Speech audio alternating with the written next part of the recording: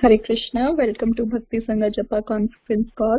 Today's speaker is His Grace Ramagirdhari Prabhuji. Prabhuji will speak on the topic of Sri Caitanya Charitamrta, Madyalila, chapter 23, verse 100 onwards. Hare Krishna Prabhuji, are you present on the call? Hare Krishna, yes, I am present. Hare Krishna Prabhuji, thank you so much Prabhuji. Dandavat Pranam, all glories to Srila Prabhupada, all glories to Guru Maharaj.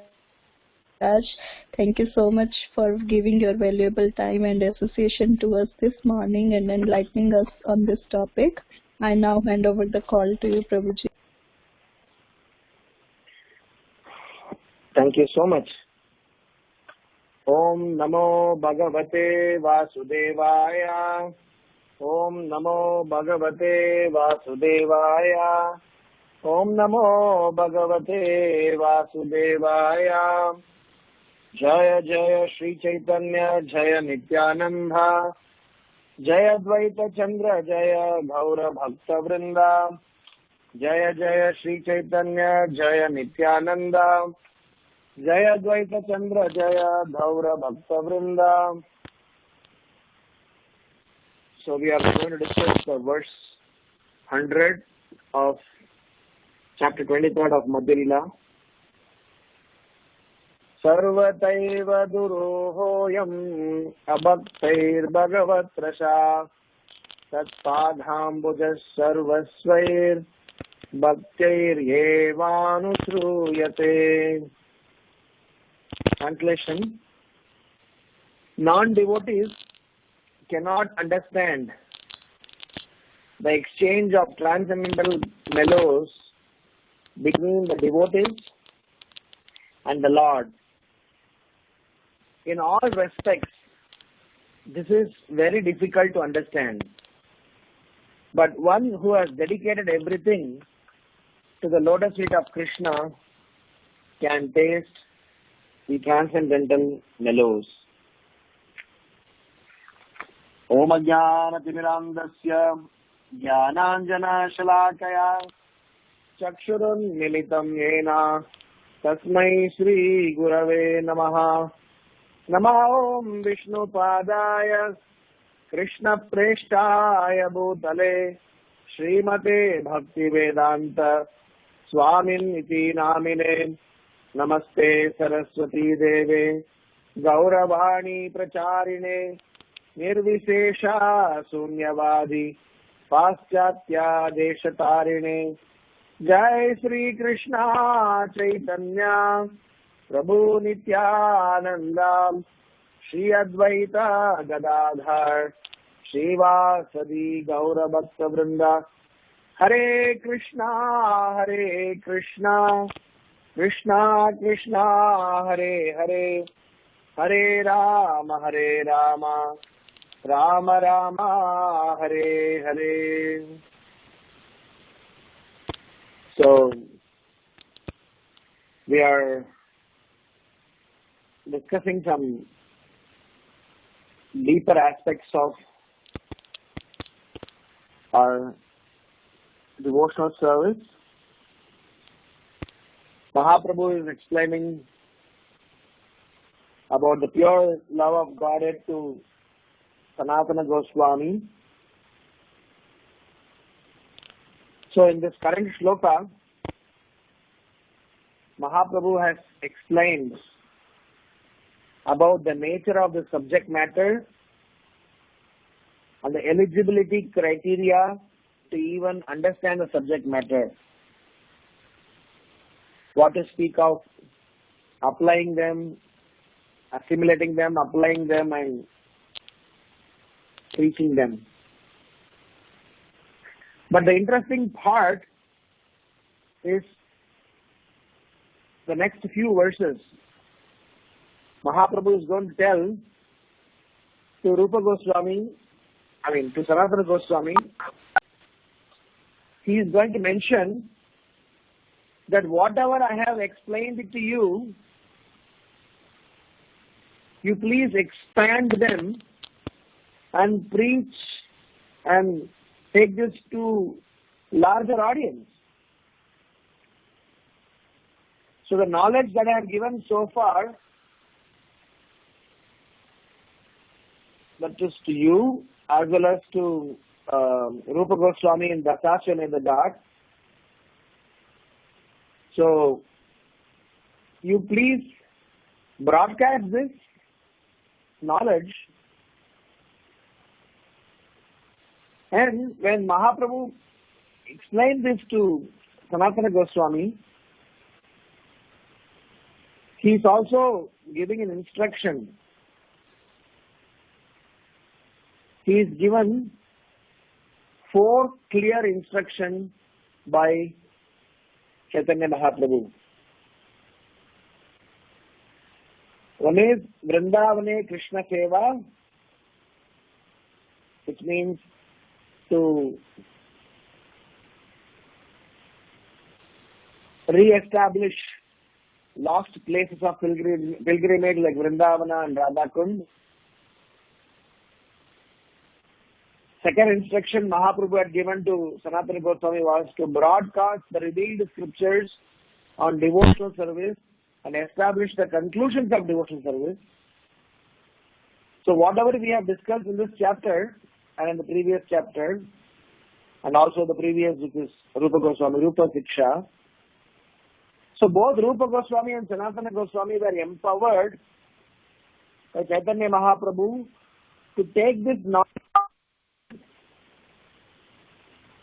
and expand them further. And third instruction is to establish the Vrindavana method of temple worship and install deities in temples. And fourth is to enunciate the behavior of a Vaishnava so that a Vaishnava can know what are all his qualities and symptoms and his requisites. So, in the life of all the 6 Goswamis, headed by Rupa and Sanatana Goswami, we have been receiving this wonderful knowledge. Like how we are all called Prabhupada Anugas, we are also called Rupa Anugas, where we have received the knowledge that Mahaprabhu gave Rupa Goswami and Sanatana Goswami, and it is coming down to us by their special mercy. So the knowledge that Caitanya Mahaprabhu is referring here, that which is non-understandable by a normal person, because the transaction between a devotee and the Lord are transcendental. Each and every devotee who is associated in this process of Krishna consciousness is having a special relationship with Krishna. And in Brihad Bhagavatamrita Part 1, at the fag end, at the conclusion of Brihad Bhagavatamrita, Krishna is revealing this to Narada Muni. I am sure you are all, going through this Brihad Bhagavatamrita study now. At some point in time, you will hear this part, where Narada Muni was told by Krishna that you started your journey from Dasashram, the Ghat, and you went all the way to so many places, to South India, to heavenly planet, to Ayodhya, to this place, to that place, so many places, to met so many people, and everybody was glorifying somebody else. But please note, each and every one of them are unique, and each and every one of them are self-realized personalities, and there is no differentiation in terms of their love for me. Technically, we are explaining about this bhava is above from that bhava, so this mode is above from that mode, this rasa is above that rasa. So these are all technical information just to understand the greatness and superlative nature of Prema Bhakti given by Chaitanya Mahaprabhu. But anything above, anything around devotion, devotion and devotional service, they are all special. So in our discussions today, we will have some set of reflections, and through that, let's try to reflect on this particular shloka. When Mahaprabhu referred non-devotee, because when we read, when we say non-devotee, for sure, we would have not thought about ourselves. Because we need not also. We are in the process of becoming a devotee. From that perspective, it's definitely appreciated. But the part here is, non-devotees cannot understand the exchange of transcendental mellows. Krishna is explaining a similar point to Arjuna in Bhagavad Gita, wherein he says, an activity of a devotee and an activity of a normal person may look alike, may look similar, but an activity of a devotee is completely on the different platform vis-a-vis the activity of a person in the materialistic consciousness is completely on the materialistic platform. So the first reflection is about different stage of cleanliness which enables us to become closer, confidential, and a devotee who can understand what Krishna is doing upon us. Because this particular context here is, a non-devotee cannot understand the exchange of transcendental mellow between devotees and the Lord. But we, as a devotee, if we are not able to recognize what is Krishna is doing upon us, that is the greatest misfortune upon us. What is because others not able to understand what is going on between us and Krishna, if we ourselves, being a devotee or trying to be a devotee, are not able to understand what is going on between us and Krishna, then it is a kind of a situation to be worried. So we will speak about it. So the first reflection is about 4 stages of cleanliness. This is not necessarily a comprehensive study about cleanliness. This is to purely reflect and churn upon and see that what makes us or what makes a person devotee or non-devotee or a pure devotee or an advanced devotee, whatever classification. So this 4 stages of cleanliness is something that need to be pondered upon even by practitioners. Because from a materialistic context, body can be cleansed by taking bath. Mountains and rocks are cleansed in due course of time. Vessels are cleansed by washing. Somebody's birth is cleansed by samskaras. Somebody's senses are cleansed by austerity. Whatever we possess in life, they're all cleansed by the charity that we give. Our mind is cleansed by getting satisfied with what is provided with. And the soul is cleansed by self-realization. So until the point in time, the soul, Jivatma, is aiming towards becoming self-realized. He remains in different stages of contamination. Birth, senses, possession, mind and soul. And all of them are cleansed by different processes integrated towards devotional service. And so long as we remain unclean, so long as we remain dirty, we won't be able to appreciate, we won't be able to recognize, we won't be able to reciprocate what the Lord is doing upon us. What to speak of non-devotees? So the first stage of gentle cleanliness is at least remain externally clean. I mean, why is this even to be told?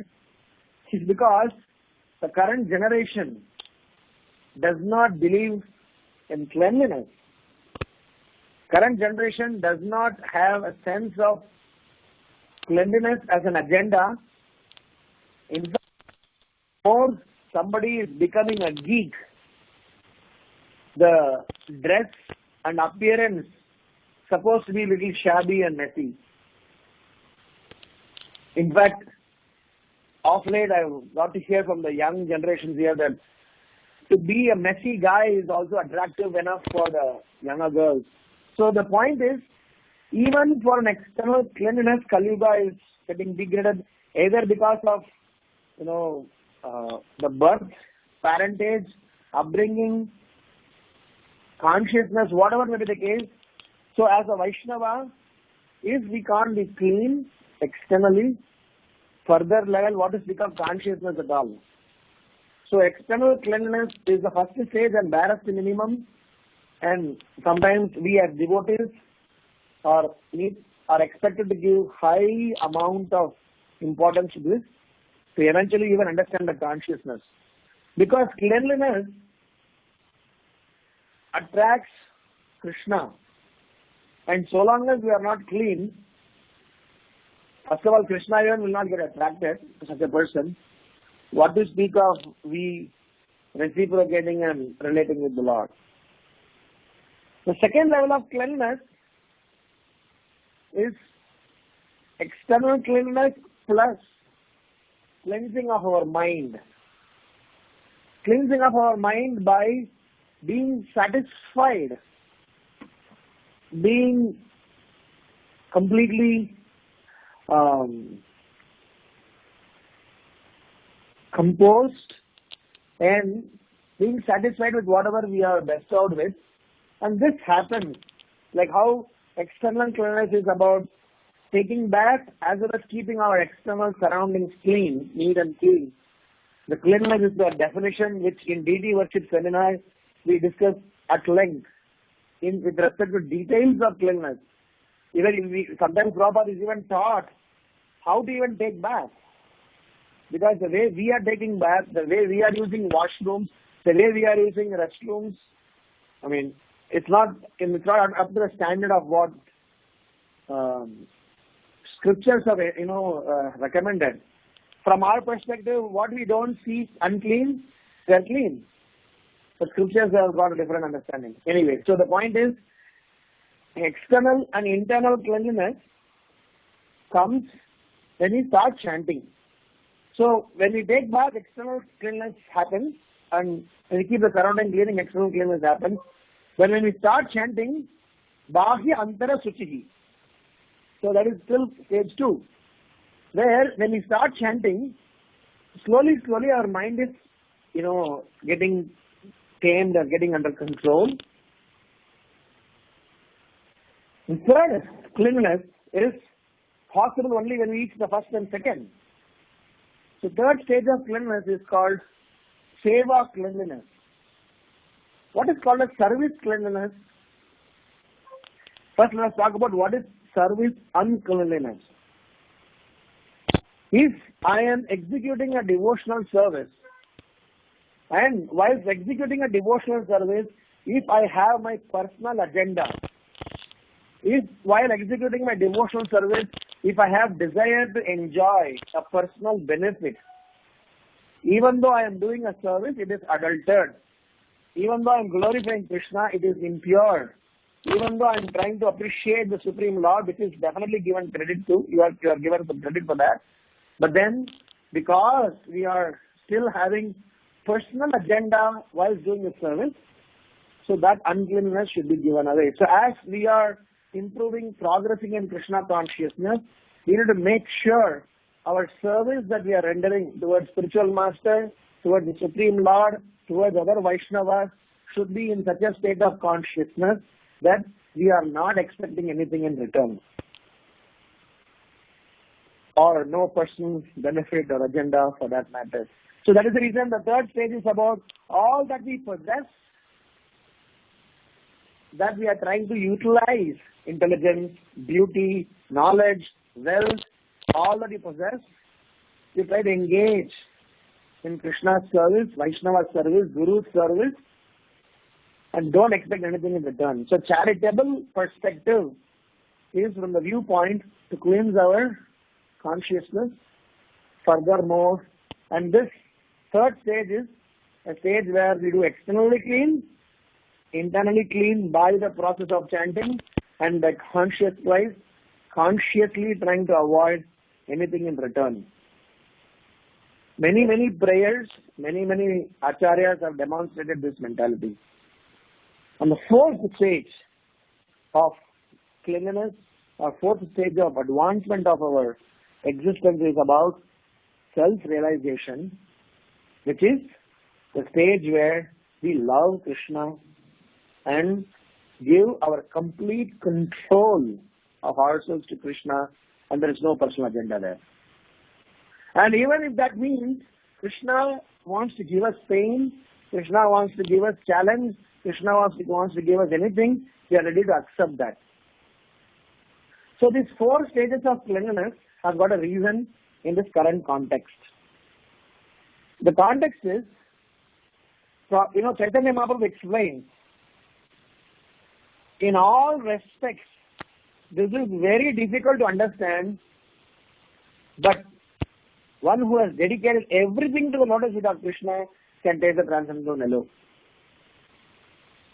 So, the transcendental mellow, which is unique to our process given by Sri Caitanya Mahaprabhu, can be understood one and only when we dedicate everything. What is this everything up to? Body, mind, intelligence, soul. Kayena vacha, manashrendriyaiva, vidyatmanabhat, prakrite swabhavat, karomi yadyat sakalam parasmai, narayanayati samarpayami. We have been chanting in India since our birth. We have been reciting such prayers for a long time. I'm sure those of you who are from India, in your own daily arti or whatever prayers, would have been chanting this. But we would have been chanting just like a parrot reciting some things. But here, it is getting clearer what Krishna, Caitanya Mahaprabhu is expecting. And Caitanya Mahaprabhu is referring this is, please don't understand that you can understand this, unless and otherwise you are getting rid of your nonsense. So our first reflection is about becoming clean. As practitioners, we are doing 1, 2, 3, 4, all the things in a half-baked manner. I'm definitely taking some bath. I'm definitely doing some chanting. I'm definitely doing some service. And definitely surrendering somewhat to Krishna. But everywhere, when we are doing that, we are not doing to the best and fullest capacity. We are doing according to what we understand as cleanliness, not what is expected out of us. So here Caitanya Mahaprabhu is giving a indication that you need to increase. You need to, somewhere go past your own benchmarking of cleanliness and come to a point where you should be approved for receiving understanding the transcendental mellows. So the point is that unless and otherwise we are understanding about the intricacies and details of pure devotional service, which Rupa Goswami has nicely explained in Bhakti Rasamrita Sindhu. So, under the Prema category,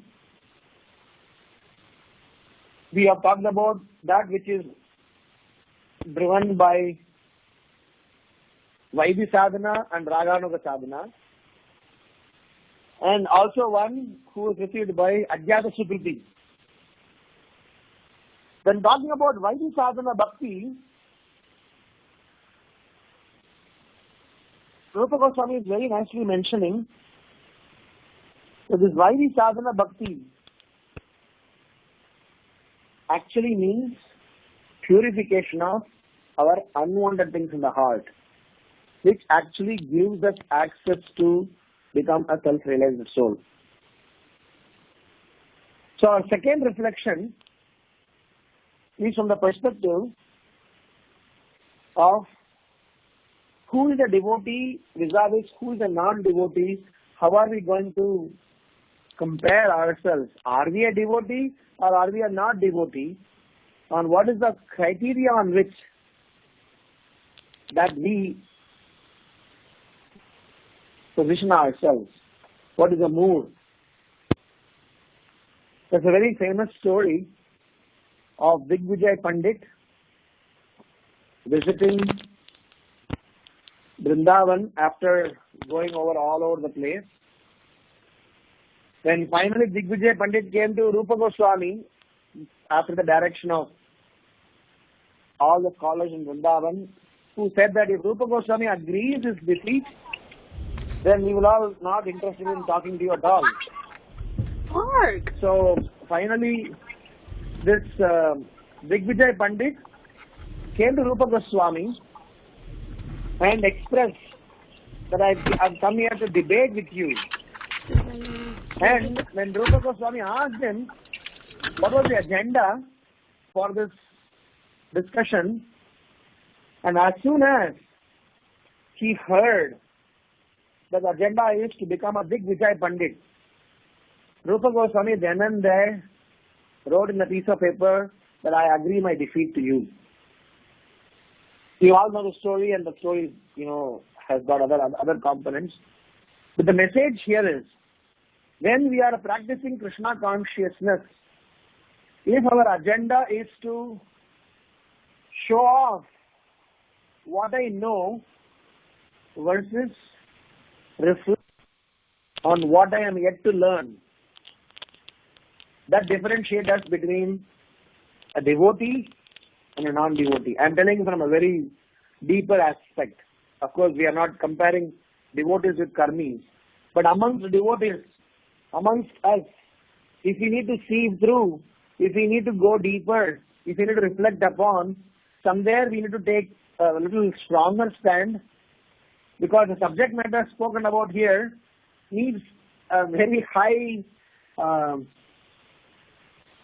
quality of consciousness. So Rupa Goswami very easily, without thinking 1 second, he said, I agree my defeat, because he knew that it is nothing to do with proving a point. It is to do with understanding a fundamental point. Same thing or something similar of that capacity in the different Goswamis have revealed. Raghunath Das Goswami in his life, he has demonstrated what it means to be valuing. So knowledge, renunciation, beauty, wealth, fame, each of these aspects, different Goswamis have demonstrated how do we deal. Rupa Goswami showed how a knowledge needs to be appreciated. Knowledge need not be appreciated by showing off. Knowledge needs to be appreciated by applying that knowledge and sharing that knowledge by our experience. Sanatana Goswami has demonstrated how the devotional aspect, as Mahaprabhu just mentioned, those 4 points, how the pure devotional service needs to be spread across, and he proved by his own personal conduct how wealth, how austerity, how renunciation, they all could be dovetailed. When Krishna, Madan Mohan, he was worshipping in Vrindavan, every day he used to offer Madan Mohan dry chapatis without sabzi, proper, without salt. And he told Madan Mohan, if you want to stay with me, this is all you will get. If you want something better, you arrange yourself. And you all know the story of how a businessman made all the necessary arrangements for constructing temple for Shri Radha Madan Mohan in Vrindavan, Dham to Sanatana Goswami. So the aspect that I am trying to say is, as a second reflection, for us to differentiate ourselves from devotee to a sincere devotee or non-devotee, how do we treat the knowledge that we gained? How do we treat the wealth that we have? How do we treat the beauty that I possess? How do I treat the fame, renunciation, all the 6 opulences which are, we have some in some capacity, we not in capacity as Krishna. How do we handle them? Because Krishna bestows us with some results. As practicing devotees, we also make some necessary progress. As practicing devotees, we also have followers and successes. In every such achievement, what is our frame of mind? That tells us our next step in Krishna consciousness. And as I said, all the 6 Goswamis, each of them, they have demonstrated about various of these aspects in a very nice way. Raghunath Das Goswami, he demonstrated how wealth needs to be utilized. Raghunath Bhatta Goswami, he has demonstrated about his renunciation and his ability to serve Sri Caitanya Mahaprabhu in a very unique manner. So each of them have demonstrated. That's why, Srinivasacharya, when he is singing in the Sad Goswami Ashtakam, he is singing them how they have very expertly scrutinized and studied all the revealed scriptures and established religious principles for the benefit of humanity at large. So, unless we are clear to how am I supposed to deal with them, the reason I am saying this point is, as practicing devotees, sometimes we, instead of understanding and accepting the knowledge the way acharyas have expected, we have an opposite effect upon us because of our amateurishness. When we know certain things, we show off. When we earn certain things, we try to expect some credits. When we achieve something, we want somebody to appreciate us, follow us.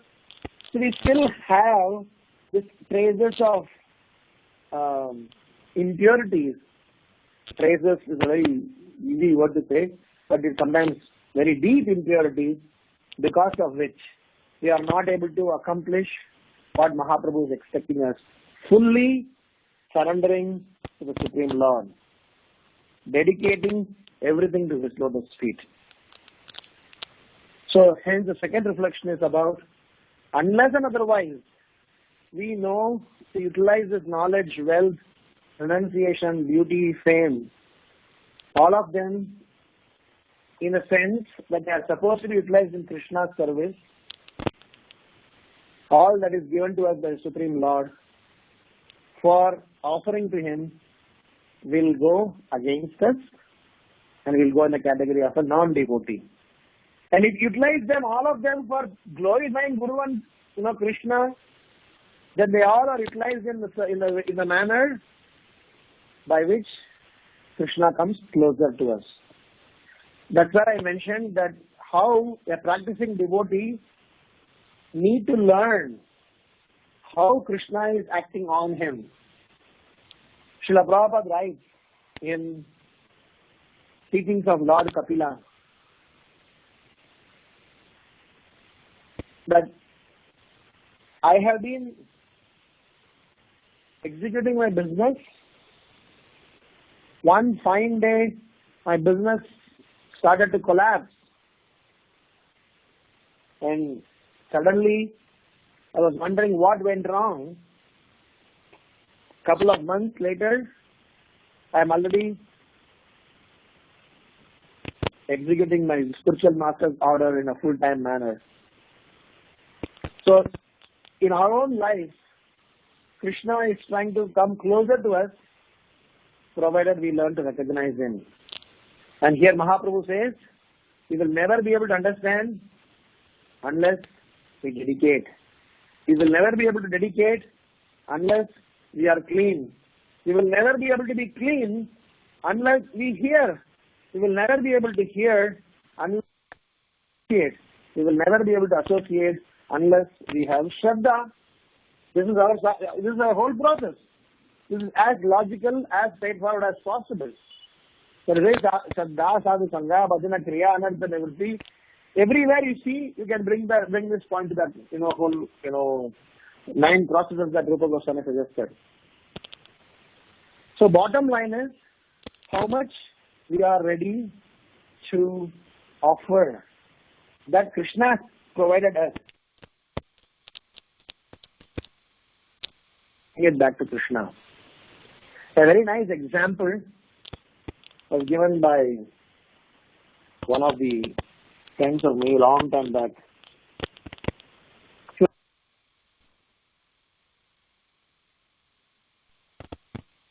When he goes to a shop, buy handful of chocolates and give it to the grandson. As soon as grandson receives them, he is very happy and he gives 1 or 2 or 3 chocolates back to the grandfather. So, my dear grandfather, this belongs to you. You keep this. Thank you so much. And the grandfather is very happy. The point is, it's not a grandfather of buying chocolates for himself, but the one that is given to the child has got the, love to give back. That's what Krishna is expecting out of us.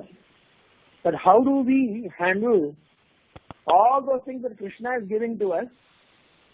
Are we considering them as our achievements, or are we considering them as our opportunities? That's our third reflection.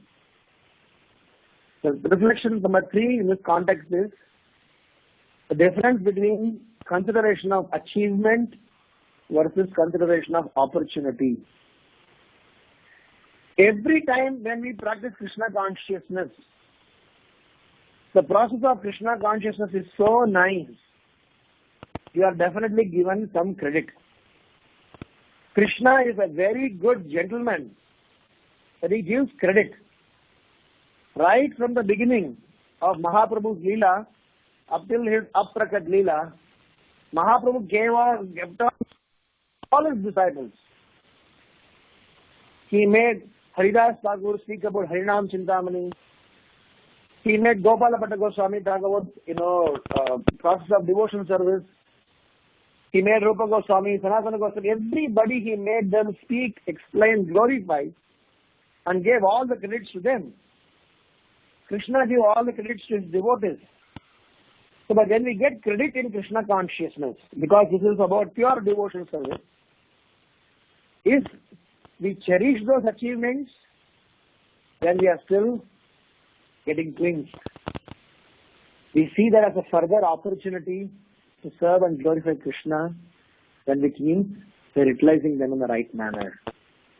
So Srila Prabhupada, all the Goswamis, all the great personalities, they consider that as an opportunity, and Kanishtas and Madhyamas, they consider this as an achievement. So long as we come to the platform of acknowledging the opportunity that we are bestowed with and creating an opportunity that we can fully dedicate ourselves, we will still be scratching the surface. So the point is that how are we going to create opportunity? If not create opportunity, at least avoid opportunity. Creating opportunities are done by great Vaishnavas. They have created opportunities. That's what Rupa Goswami, Sanatana Goswami, Prabhupada, Bhakti Siddhanta Saraswati Maharaj, Bhakti Vinod Thakur, they are traveling all over the place and created so much of opportunities for us to surrender to Krishna. At least we should be able to avail that opportunity. What to speak of, providing to others, just come se come, we should avail it for ourselves. Instead of that, if we claim it as our achievement, then this bhakti look alike. So here, the process that is talking about dedicating everything to the lotus feet. This dedicating everything includes dedicating the achievements, dedicating the results, and taking responsibility for our actions. So this process of pure devotion service, this process of bhakti yoga, this process of maturity in Krishna consciousness comes only when we start acknowledging the opportunity. And that way, from this context, those who pat on their back for their achievement, they still remain a non-devotee, not able to understand Krishna's transcendental transactions. And my last reflection is about mapping of our mission versus our action. Because so long as our mission and action are not mapped, we will be operating in two zones. I'll explain what it is. We have been talking about what is the mission of a Vaishnava, what is the mission of a practicing devotee. Param Videte Sri Krishna Sankirtanam. Param Videte Sri Krishna Sankirtanam. We have been telling that is our life's vision and mission. To make Sankirtan movement a successful, victorious movement and spread its glories all over the place. Param Videte. For that, we read, we hear, participate, we discuss. So we have already got some idea about it. This is one aspect of it. Another aspect of it is our regular life. We eat, we sleep, we work, we marry, we beget child, we make money. Is another aspect of it. If these two aspects of it are not matched, if we are on one end talking about Sankirtan, talking about philosophy, talking about so many things, but we have never related them, never assigned them, never attached them to our daily life practices, then we are not able to understand what is told in this verse. So, somewhere or the other, we need to know the map.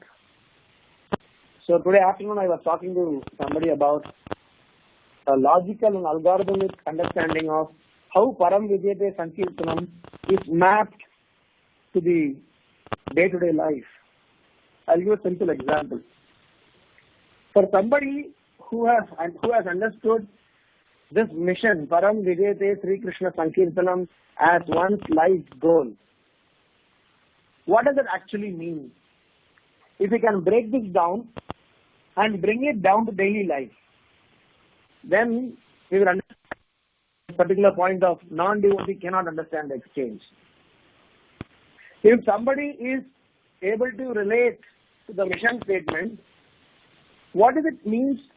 How do you explain this mission statement? Sri Krishna Sankirtanam, glorify Sri Krishna Sankirtanam.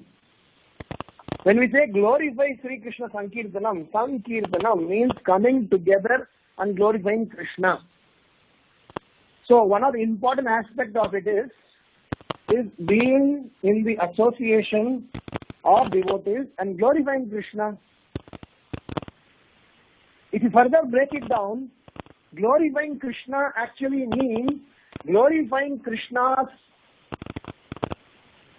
It is not just glorifying Krishna, it is just go to the temple and just talk about Krishna. Which means learning to see Krishna everywhere.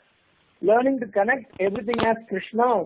Learning to acknowledge that Krishna has provided me with so much of benefits, so much of facilities, so much of things. So, if you further break it down, learning to respect, learning to appreciate people. So, whomever people, whichever situation that we are in, we learn to respect them because they are Krishna's. So now connect back one step. Param Vijayate Sri Krishna Sankirtanam became Sankirtan. Sankirtan became glorification. Glorification becomes recognizing that everything belongs to Krishna, and recognizing and acknowledging means respecting and appreciating. And if you put them in our daily life, you respect people, you appreciate things, and you generally respect, appreciate with an understanding that Param Vijayate Sri Krishna Sankirtanam, even your normal work that we are doing becomes devotional service. Now, a person in Krishna consciousness, if he has this understanding, he does this normal work and respect people and appreciate things. And a so-called philanthropist or a so-called good guy, respecting and appreciating things, are there a difference? Are there similar? It's a big difference. The difference is one guy is respecting, appreciating because he understands this belongs to Krishna. He understands that this has to be glorified, and glorified is part of Sankirtan, and Sankirtan is our mission. So even we speaking, respecting amongst Vaishnavas, amongst our family members, amongst society, amongst general populace, with an understanding that Chaitanya Mahaprabhu's mission is Sankirtan movement, our normal existence will also be a preaching. Raghunath Bhatta Goswami, he used to be in Jagannath Puri. In Jagannath Puri, he used to have a very special, unique lifestyle to an extent that even if two normal worldly people, when they debate and talk amongst each other, they talk ill about each other or they fight amongst each other, Raghunath Bhatta Goswami used to close his ears. He used to think that both of them are Krishna's Anga, Krishna's expansion, Krishna's part. How can he even hear anything about against them? He used to have such a humble state of mind, and he used to have high respect for everything that Krishna has created. We are not expected to imitate, but at least we should derive a very important point. What Prabhupada is and what Chaitanya Mahaprabhu is making here, how to learn to respect, how to learn to relate, how to learn to connect our daily life, our action to our mission. Because our mission, unless and otherwise they are attached to our daily life, we will be leading a dreamy and a very superficial devotional life. So Krishna Chaitanya Mahaprabhu is trying to state here that for you to actually understand, you need to relate mission to your life. And your life should be mission. And if you remove all these statements and just write the statement of respecting and appreciating, it looks like a normal value. It looks like a normal good soul. So from a worldly man's viewpoint, our respect and appreciation will be looking alike an appreciation of another person, so they will not be able to appreciate. But if somebody understands the mission statement of Mahaprabhu, and if you carry the mission in your heart, your respect, you're appreciating, you're cooking, you're singing, you're dancing, you're hugging, your every relationship among people around the world, they are all part of the mission. That is why Srila Prabhupada's travel, Srila Prabhupada's walking, talking, singing, doing, everything is mission. Because he didn't differentiate his action with his mission. So those who are missionary, those who have carried Mahaprabhu's this mood of Param Vijayate Sri Krishna Sankirtanam, they will be able to understand how Krishna is acting on them, how Krishna is relating with other Vaishnavas, and what are the transcendental mellows between a devotee and Krishna. And those who do not know to connect between mission and lifestyle, they are still scratching on the surface, licking the honey bottle from outside, not yet fully tasted what the content of the bottle. So Krishna is explaining, Chaitanya Mahaprabhu is once again reiterating, learn to dedicate. And the way dedicating means translating our mission from an understanding perspective to action perspective. So long as we are not percolating things to the action level, we are still far away from reality. So that way, we can understand, if we as practicing devotees couldn't relate, what to speak of somebody who doesn't even have a clue about spirituality, who doesn't even have a clue about Krishna consciousness, who is even still living in a world of dreams. So these are the 4 reflections that I would like to present it in this current context. And these reflections helps us to go deeper within ourselves to apply Krishna consciousness principle. So to summarize our conversation, we had discussed how this Mahaprabhu has enabled, has bestowed special benediction upon Rupa and Sanatana, and both of them have not only received Mahaprabhu's instruction, they have expanded his instruction beyond what could be conceived, which means Mahaprabhu's this statement is true on them. Not only they are dedicated, which means not only they have understood, they have also expanded enough that the nectar is still flowing. And to understand this scenario, we had 4 reflections. Number 1 is about cleanliness. So long as we are not clean, so long as we are not going deep within ourselves, we will not be able to appreciate and glorify the Supreme Lord. So cleanliness, externally clean, externally and internally clean, externally, internally, and in service we are clean, and externally, internally, service, as well as in our prayers we are clean, becoming very, very important. So if we don't do that, then we are beating around the bush. The second aspect of it that we discussed in connection with this particular verse is about how in Krishna consciousness process that we also need to learn to dovetail the knowledge, beauty, enunciation, and various aspects that Krishna has bestowed upon us. Unless we consider them as something that Krishna has given us, to be given to Krishna, rather than we try to think of claiming them as our entitlement or something that what Rupa Goswami and what so many acharyas have demonstrated, unless we know to dovetail them in Krishna's service, it will be an entanglement for us. The third reflection that we spoke about was about opportunity versus achievement. So achievement part we discussed in detail in number 2, that sometimes we think there's an achievement and entitlement, but we need to get down to the stage of opportunity and how each and every time when we are given with trouble, every time when we are rewarded with results, both are opportunity for us to serve and glorify Krishna.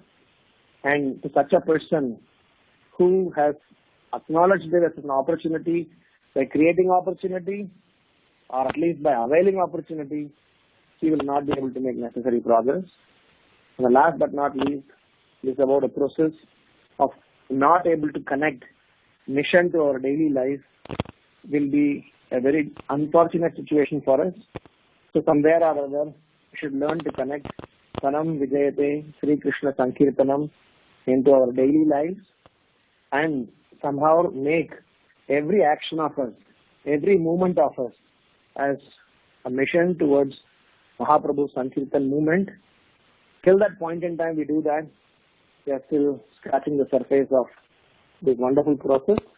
The day we are able to map, the day we are able to implement, the day we are able to see that I am talking, walking, singing, glorifying everything, and it is in the background of my mind, it's towards the mission, then no problem. Every action of ours will be purified. Even if you work, even if you do something externally, so-called, so-called materialistic activities, others can't understand. That's why Krishna is telling Arjuna that it may look alike like a normal person's job, but because he carries me in his heart, the end result is he comes to me, another person go to hell. So from that standpoint, Param Vijayate Sri Krishna Sankirtanam should percolate down to day-to-day activities in such a way that we glorify Supreme Lord. And these 4 points converge to only one thing to say here, that not only non-devotees can't understand Krishna's transcendental mellows between devotee and the Krishna. It is also about so-called amateurish devotees, so-called half-baked devotees. If we fail to recognize how Krishna is working on us, if we fail to appreciate how Krishna is helping us, if we fail to see how Krishna is present in our life, we will be a very unfortunate person. So let us wake up and start seeing Krishna in our life, start feeling Krishna in our life, start recognizing Krishna in our life, and Krishna is. His Holiness Bhakti Tirtha Maharaj, or somebody else, I think, has mentioned in one place, I don't know exactly. So, they say Krishna is, it's not Krishna was. Bhakti Tirtha Maharaj used to put a signboard in his room or somewhere. He says that Prabhupada is coming. So he is right in present continuous tense, which means these are all happening in our daily life. It is not some past episode that we are just hearing. This is present tense. It's happening daily. When you reach the Prabhupada books, Prabhupada is talking. When you hear about Krishna, Krishna is present. So from that perspective, we need to learn what to speak of non-devotees. At least we should, as practicing devotees, who are privileged of being in a very amazing situation in Krishna consciousness, aware of the opportunity, should not miss it. So I'm sure this process of hearing Chaitanya Caritamrta in the association of devotees will help me purify my consciousness and somewhere at some point in time get to the stage of releasing the mellows between Krishna and his devotees. Thank you so much. Shri Chaitanya Caritamrta ki jai. Srila Prabhupada ki jai. If there are any questions or comments, we can discuss. Hare Krishna Prabhuji, Dandvat Pranam. Thank you so much. So much, such a beautiful realization that you shared. And definitely, as you said, it's really going to help us so that we can purify our consciousness too. Don't have a question as such, but really like few points that I'll just say that I really like your 4 reflections that you shared, and among that, seeing the opportunity versus achievement. Normally non-devotees, and what to talk about even the devotees, when some achievement they get it, they don't consider it as an opportunity to glorify Guru and Krishna, rather just take it as an achievement, which really, we all need to learn, especially myself. And of course, how to relate our vision and mission statement. That yes, what's the real meaning of Param Vijayate Shri Krishna Sankirtanam. So thank you, Prabhuji. Really like those 2 points. And of course, all of them, 4 of them were wonderful to reflect upon. But these 2 were really heart-touching. And of course, the last thing that you mentioned, that yes, everything has to be in present tense, because Guru and Krishna, they're absolute. We're not supposed to use the terms of was and were, So that really gives us the feeling that yes, Krishna is right here, Guru is right here, Srila Prabhupada is there. So thank you, Prabhuji. Thank you for your very, very wonderful class. Hare Krishna. Thank you so much. All glory to Srila Prabhupada. Anybody else has any other questions or comments?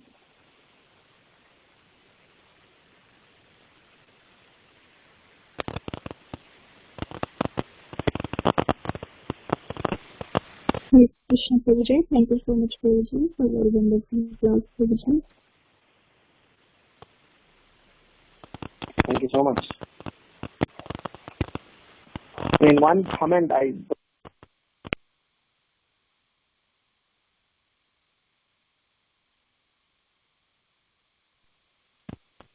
discussing about some very deep, intricate and technical aspects of pure devotional service, if we are not able to correlate them to our daily lives, we are not able to correlate them, map it to our own personal Krishna consciousness practices, we will only be theoretically, pondering over them.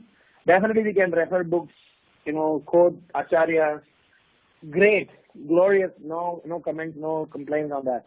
But we need to somewhere or other, whenever we read these Vedic literature, it is not like any other materialistic magazine where we just gain knowledge.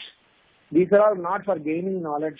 These are all for us to churn our heart, whip our heart in such a way that the dirty things in the heart get completely cleansed. So this whole message, every time when you all read such verses, I would strongly appreciate you get into the context. What is there for me in this? What is there for me in this? What is there for me in this? Not just knowledge, but in terms of action. In Nectar of Devotion, in introduction, Rupa Goswami Pad is very nicely writing. Cultivation is writing about Anusilana. The cultivation is not about consciousness. Caitanya Prabhupada writes there, consciousness alone can't help us. Consciousness alone can't transform our lives. He says, Anusilana, cultivation means actions, activity. If you are not able to translate the knowledge that you received, the philosophy that we discussed, translate into action, then we are not doing justice to whatever we are hearing. So we have been investing every day good quality amount of time, and some of you are extremely regular, very nicely, doing the service. I'm very happy. Actually, I look forward for every week's seva because by just being part of the Sangha, I feel very purifying because it helps us to share some Krishna Katha and also to reflect upon. But all this endeavor should be mapped to our daily lives. Somewhere or other, daily we should constantly think, what I heard, how do I put it in practice? How do I put it in practice? So Prabhupada writes there, cultivation means activity. Number one activity is doing some target-based goal in Krishna consciousness. Number two is relinquishing or removal of some unwanted things in the heart. These two things should constantly happen. Adding something in our goal towards Krishna and removing something which is, blocking us from going closer to Krishna. So, I'm sure some of these topics are really deeper and we may not have some questions, but at least I want everybody to take advantage and connect to see what is there for me in my life. What is there for me in my life? What is there for me in my life? So that way we will be able to make full advantage of this Sangha. Anyway, thank you. Just had a thought about it.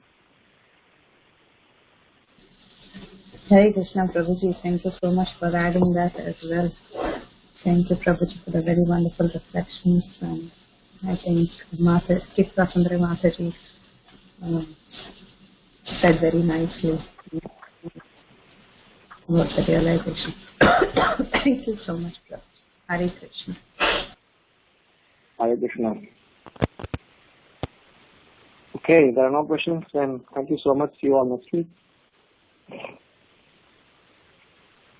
Prabhu, I do have a question, if you have a minute. Sure, go ahead. Yeah, go ahead. So during book distribution, Prabhu, one of the questions we are asked is, how does this help, how does whatever you practice help the world and on the whole? Like, when we are asked such a question, how should be our response? Like, what is the use when you're chanting Hare Krishna mantra to the world? So how are you impacting the world? What change are you making to the world? So when some people ask these questions, when you go and distribute books, how are you supposed to respond? It should be short. At the same time, it should convey the point. So I just wanted to get your thoughts on that. Yeah. So if you have Bhagavad Gita, please open Bhagavad Gita and read this verse. Not now, at your own time. A verse called Bhuktharam Yajna Tapasam Sarvaloka Maheshwaram. So His Holiness Bhakti Swarup Damodara Maharaj used to always encourage this verse as ISKCON's peace formula. So if anybody is saying that how are we going to help, so Suhridam Sarva Bhutanam Jnatanam Shantim Richati. This Krishna consciousness movement, and in the purport proper gives a wonderful purport. This is how this Krishna consciousness movement is helping humanity at large. This is one place. Second place I want you to read is Nectar of Devotion, chapter 1. There is a classification in chapter 1 called Shubhada. Krishna consciousness brings in all auspiciousness. In that Prabhupada writes that even if one devotee is practicing Krishna consciousness, the whole world can be delivered. The power of Krishna consciousness is such that. If the second place you read, this is for a general reading. I'll also give my little two sentence answer. If we become a devotee, today biggest problem that we are all facing with is mental, more than physical ailments, mind-related ailments are plenty. And because of one person's mind-related ailments, we are disturbing the entire ecosystem. I mean, if you see the entire education, what education that we all are, having, or we all had in our childhood days is not the same education that today's generation is having. One person was jokingly, he wrote me a email or some letter. He said, he was sharing a message from, it was a forward.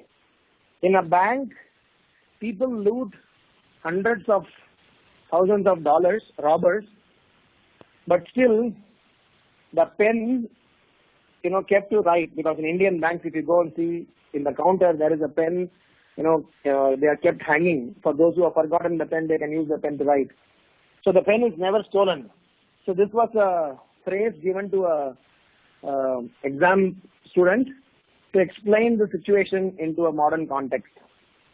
So one interesting answer that came out was, how much ever money you amass, how much ever Lakshmi you take, without Narayana, that Lakshmi is going to give you chanchala, is going to give you pain. But then, the knowledge, once you gained, is never lost.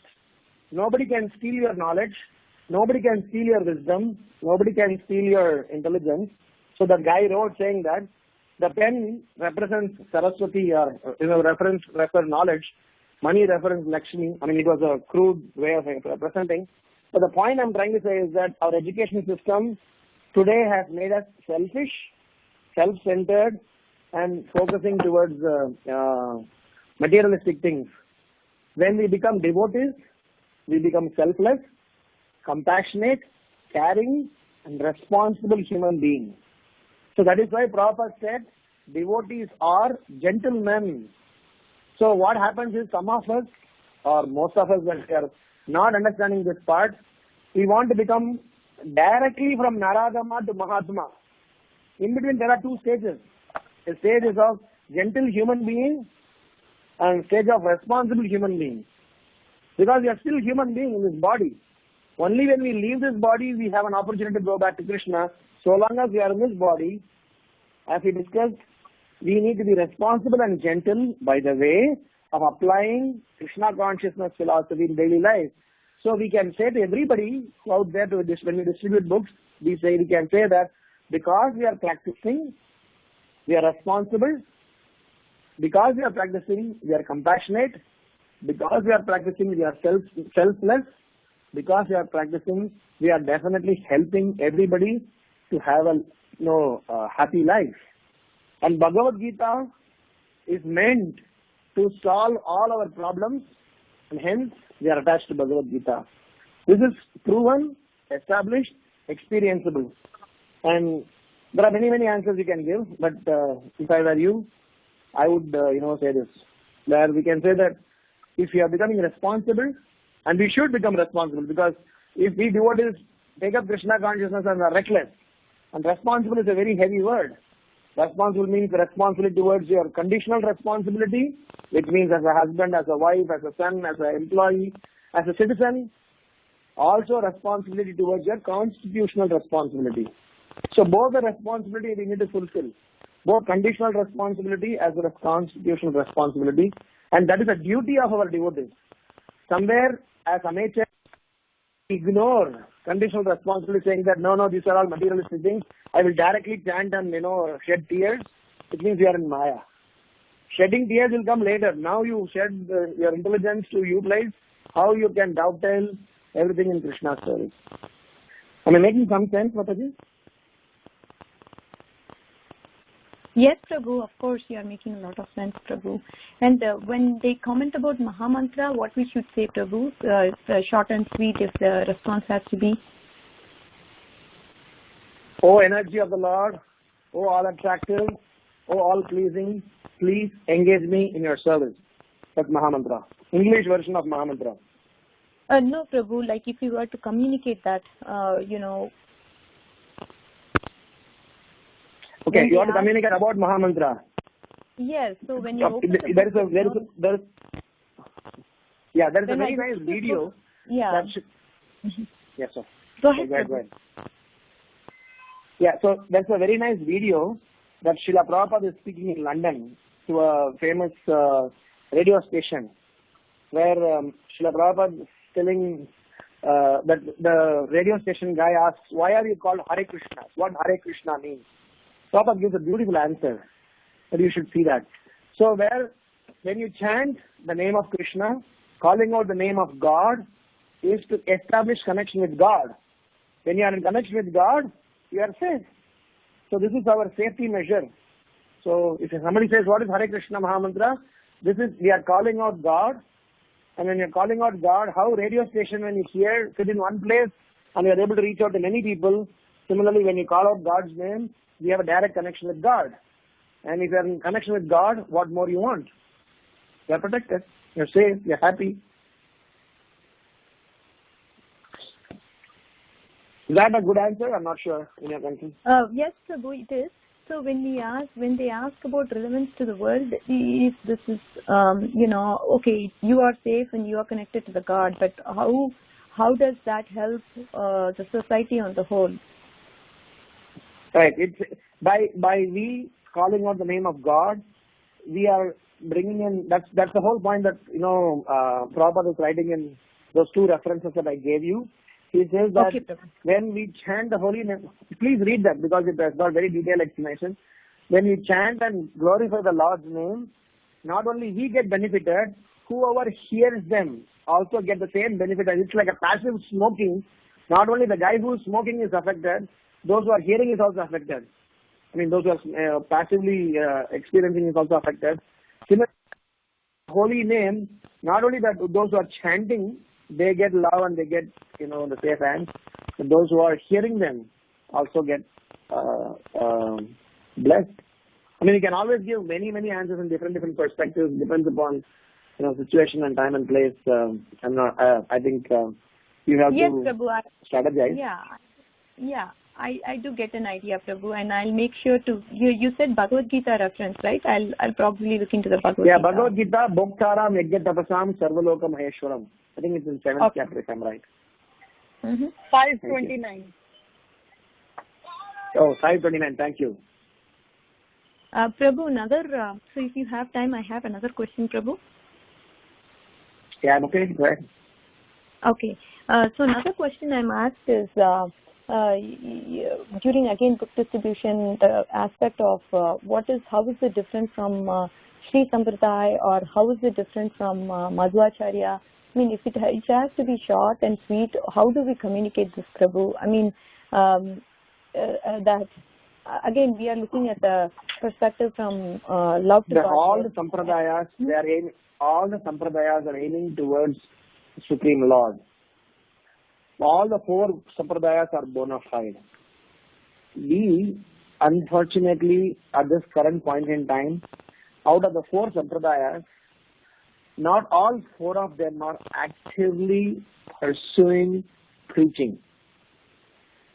Brahma Marga Gaudiya Sampradaya is one which is actively pursuing preaching and also practicing in our daily life and created a movement.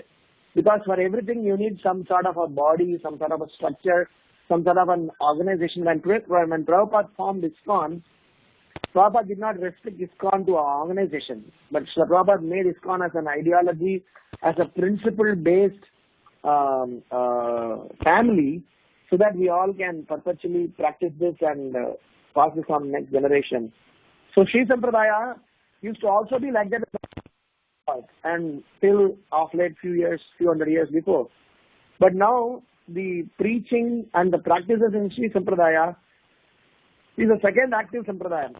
Sri Brahma Madhva Gaudiya Sampradaya, Rudra Sampradaya, Kumara Sampradaya. Of the four Sampradayas, this Brahma Madhva Gaudiya Sampradaya, which is what we are associated with, we are active, pursuing, growing in our preaching. The next active ones are Sri Sampradaya. In that also there are mix and matches. There are some people who are doing it for the sake of doing it. Somebody is really serious about it. But the ultimate goal is same. The ultimate reaching point to glorify Krishna is same. Everybody glorifies. All the four Sampradayas talk about that. But the one additional advantage that we have in Mahaprabhu's teachings are, Mahaprabhu has taken the message of all the acharyas from all the four Sampradayas and given his philosophy. So if you follow what Mahaprabhu's teachings are, he has inherited two principles from Ramagirdhari. He has inherited two principles from Nimbarkacharya. He has taken two principles from Vishnu Swami. He has taken two principles from Madhvacharya. So totally he has made this Achintya Beda, Abheda Tattva, this whole philosophy. So this we can claim with very, happily that this is a conglomeration or a consolidation of all the other Sampradayas ideologies. And all the acharyas have been given personal darshan by Sri Caitanya Mahaprabhu. So this is a kind of a latest in the shopping mall. So this is the latest news. Maybe there may be more and more acharyas are going to come in the future also. But as of now, Chaitanya Mahaprabhu and Prabhupada are the latest kid in the block. So we should definitely take advantage of them and definitely need not disrespect or need not do anything else about other Sampradayas. They are also bona fide enough. So if somebody is very sincerely practicing that, they will also get that desired result, though the support systems are relatively less there to practice and preach. Makes sense? Yes, Prabhu. Okay. Makes sense. Any other thoughts, comments? Okay, thank you so much. Shri Chaitanya Caritamrta ki jai, Srila Prabhupada ki jai. Thank you, Prabhuji. Vansakalpa Prabhuji, Kripasham Bhuvavivata, Patitanam Pavanebhyo, Vaishnavebhyo, Namo Namah. Shri Chaitanya Caritamrta ki jai, Srila Prabhupada ki jai, Ramagirdhari Prabhu ki jai. Thank you so much, Prabhuji, for the beautiful class and beautiful realization. Hare Krishna. Thank you so much.